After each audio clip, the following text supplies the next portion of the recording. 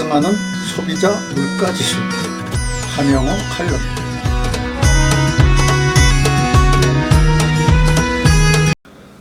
우리가 가난했던 1960년부터 1970년대까지 엥겔 개수가 학생들에게 유행했던 일이 있다. 그것은 자기 수입에서 식대가 30%가 넘으면 즐거운 인생을 살 수 없다는 것이다. 옆에 나라 일본은 식대가 30% 안에 들어 여가를 즐기고 해외여행도 하였지만 우리나라 경우는 한 달 봉급을 타면 식대로 외상을 얻은 값을 주고 나면 남는 게 없었다. 특히 공무원 봉급은 적어서 늘 어려움을 당했다.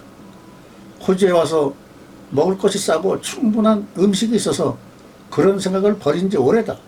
그런데 슈퍼를 가니 상추 한 개에 5불이 되었다. 과거는 1불 조금 넘게 받았고 오래되면 1불 이하라도 살 수 있었다. 현재 5불이면 닭튀김 과자를 5개나 살 수 있다. 아직도 크게 오르지 않은 것은 닭고기다. 야채만 한 해 14.7%가 올랐다. 이유는 근래 비 때문에 홍수가 져서 모두 물에 잠겨버렸고 도로가 파괴되어 수송이 잘 되지 않는다. 더욱이 휘발유값 인상으로 운반 추록 비용이 크게 오른 이유라고 한다.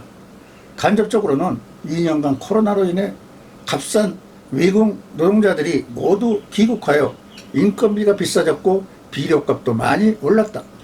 왜냐하면 비료는 러시아, 중국이 많이 생산하는데 전쟁으로 쉽게 구입하기 어렵다. 호주 정부는 금년 3월분까지 연간 물가 상승이 5.1% 올랐다고 한다. 정부는 현재 물가 상승률은 정부 잘못이 아니라 세계적인 추세라고 말한다. 그러나 현 보수당이 2013년 집권하고부터 10년 지난 오늘 전반적으로 물건값이 18%나 올랐다.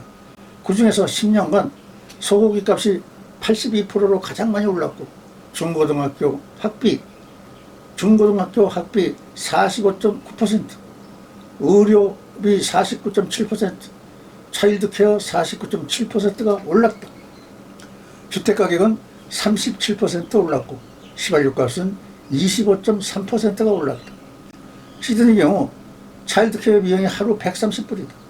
2명의 아이를 둔 엄마는 260불을 지불해야 하고 5일이면 1120불이다.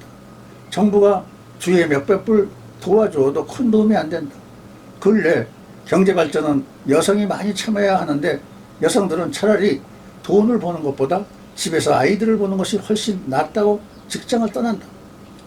정부는 근래 물가 상승을 대비하기 위해 저소득자 600만 명에 대하여 250불을 선거 임박해 지불하지만 이 돈이 82억 불이나 돼서 이것을 소모할 경우 물건이 귀해져 또다시 인플레를 부축할 줄 모른다.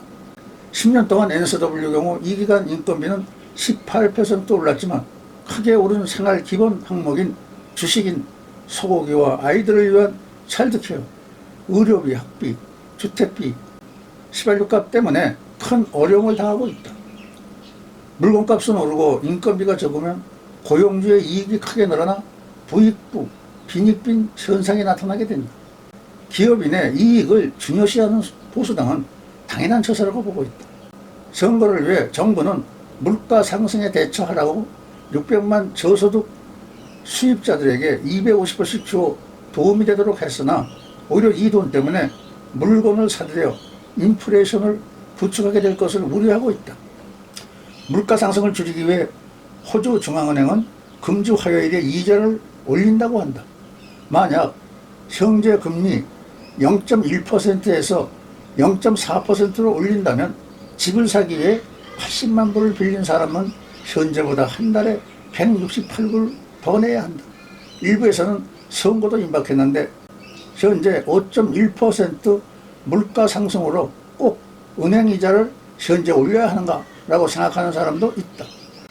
벌써 시드니의 4월 중 시드니 집값은 대략 6,000불이 하락되어 평균 집값은 126불이고 아파트값은 76만 2,000불이라고 한다. 펀치벌, 메도뱅크, 치핑, 노턴, 고가라 지역 아파트값은 1년 전보다 6%가 떨어졌다. 호주뿐 아니라 미국은 8.5%, 영국 7%, 유럽연합은 7.4%, 캐나다 6.7% 등 전 세계적인 문제이다. 그러나 세계은행 보고서를 보면 2년간 코로나 바이러스로 인해 세계가 모두 2년간 현상 유지도 못하고 정지 상태에 있는 데다가 자원의 보고인 러시아와 우크라이나의 전쟁으로 인해 원자재 부족으로 인해 현재 인플레이션은 2024년까지 이어질 것으로 예언했다.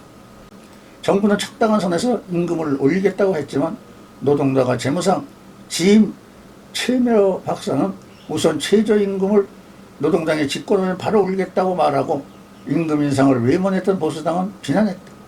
노동조합장 마이클 네일은 물건값은 오르고 임금은 그대로 있어. 금년 말까지 한 근로자들이 4,000불 이상 손해가 나기 때문에 정부는 적당히 올리는 것이 아니라 크게 올려야 한다고 말했다. 스리랑카는 코로나19 사태에 따른 관광객 급감에 이어 인플레이션까지 겹치며 통화가치가 최근 한 달 사이에 40%가량 추락해 채무, 불일행, 디폴트로 발전할 가능성이 커졌다. 이집트는 보조금 지급 대상이 아닌 빵의 가격이 뛰자 최근 가격 상한선을 정해 임의로 올리지 못하도록 했다. 이라크의 남부도시 나시리아와 중부 바빌주에서 밀가루 등 식품 가격 폭등에 항의하는 시위가 벌어지고 있다. 남미도 인플레이션 몸살을 앓고 있다. 페루에서는 에너지 가격 상승에 반발한 트럭 운전기사들의 시위가 반정부 시위로 발전했다. 감사합니다.